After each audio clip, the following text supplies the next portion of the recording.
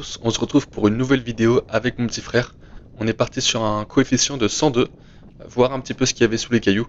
On n'était pas les mieux équipés là, on était juste venus se promener un peu une demi-heure, une heure, pour voir s'il y avait des choses intéressantes. Donc on a commencé par les premières mares et les premiers cailloux. Sûrement un truc. Putain, il y a des animaux.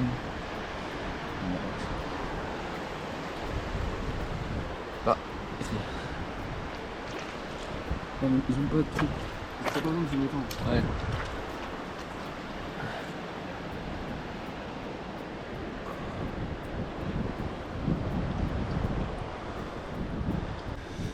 Hop, allez ma grande. Ok.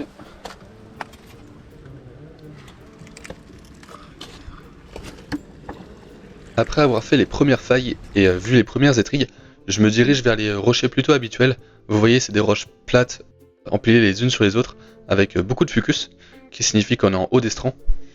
Bon, là j'essaie une énorme roche. Bon, j'avoue, j'étais un petit peu optimiste. J'avais l'espoir que ça puisse cacher quelque chose de vraiment sympa. Mais c'était pas possible de la soulever, elle était trop lourde. Bon, n'hésite pas à soulever les pierres aussi.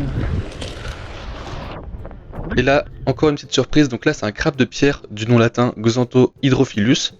Ça, pareil, on les avait pas du tout il y a 10 ans sur les strands, en tout cas dans les côtes d'Armor. Et c'est vrai que là, depuis 1 ou 2 ans, il y en a partout. D'ailleurs, on a aussi trouvé des petits tourteaux.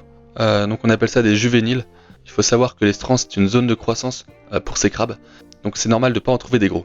J'ai jamais trouvé de tourteaux maillés sur les strands. Ça a toujours été en chasse sous-marine. Mais voilà, c'était toujours sympa d'en voir. Je le montre à la caméra et je le remets tout doucement.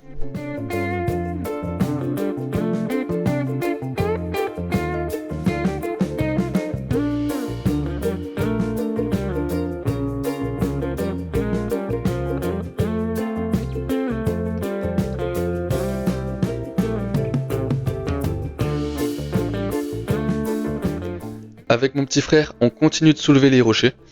Et cette fois, encore une petite surprise, on trouve une étrille, toujours pas maillée. Je rappelle, comme j'ai pu le spécifier en début de vidéo, que la maille est de 6,5 cm. C'est super important de les respecter, tout simplement parce qu'elle est choisie en fonction du taux de reproduction de l'espèce. C'est-à-dire qu'à 6,5 cm, on estime que l'étrille s'est assez reproduit pour pouvoir la capturer.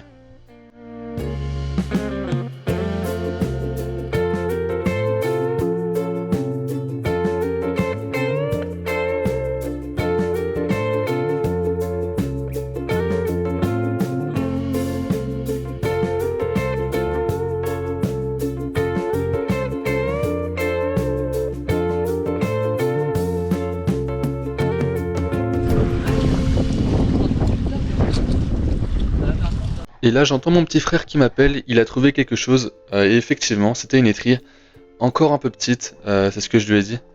Elle faisait pour moi pas la maille, donc on l'a pas prélevée. Mais vous voyez que c'est super combatif comme crabe, et c'est pour ça que je les adore.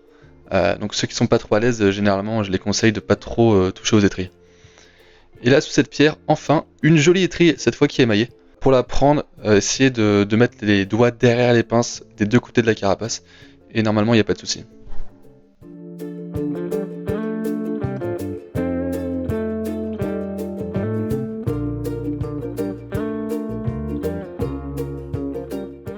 Tout de suite après, j'ai enchaîné avec un rocher qui s'est avéré assez lourd. Vous allez voir comment j'ai galéré là.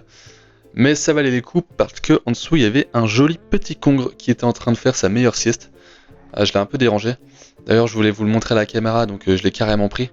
Bon, généralement, je les laisse tranquilles, mais voilà, c'était vraiment pour vous le présenter. Le congre, c'est un poisson marin serpentiforme, du coup, qui appartient à la famille des congridés.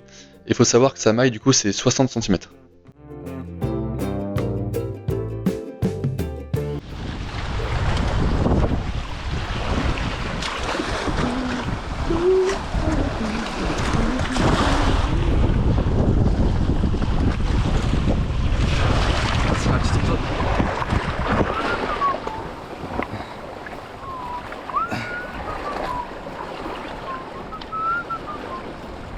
Toujours des petits, hein.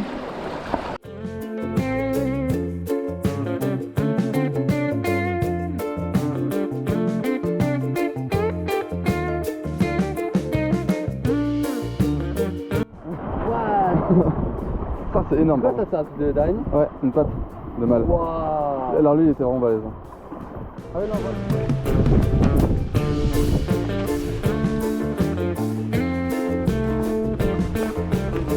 Tu me rejoins? Alors peut-être que vous savez si vous avez regardé ma dernière vidéo, mais j'aime bien terminer en fait ma pêche à pied par cette pointe rocheuse qui est vraiment très riche parce qu'on a accès aux algues rouges. Et qui dit algues rouges dit homard, donc j'aime bien faire un petit tour des grosses failles que je connais. L'eau était un peu haute encore parce que le coefficient c'était 102, c'était pas vraiment suffisant pour avoir accès aux meilleurs spots. Mais voilà, sur un malentendu on peut toujours essayer de chercher. Par exemple là le trou que vous allez voir, j'ai déjà trouvé un homard à l'intérieur en chasse sous-marine et même en pêche à pied. Donc c'est pour ça c'est super important à chaque fois de regarder dans chaque faille qu'on connaît.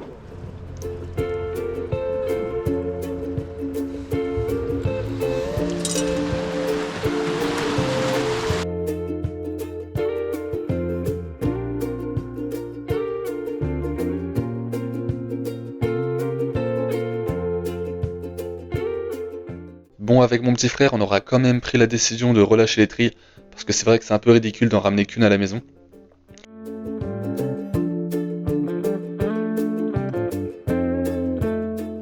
J'espère que la vidéo elle vous aura plu. N'hésitez pas à liker, à vous abonner et à commenter si vous avez des questions ou si voilà, vous trouvez que la vidéo était sympa. En tout cas, on se retrouve pour une prochaine pêche à pied, encore une fois, qui vous verrez sera très sympa. Je suis très content de cette vidéo. Et voilà, on se retrouve dans 2 semaines. Allez, salut. On te voit ensuite. Ah,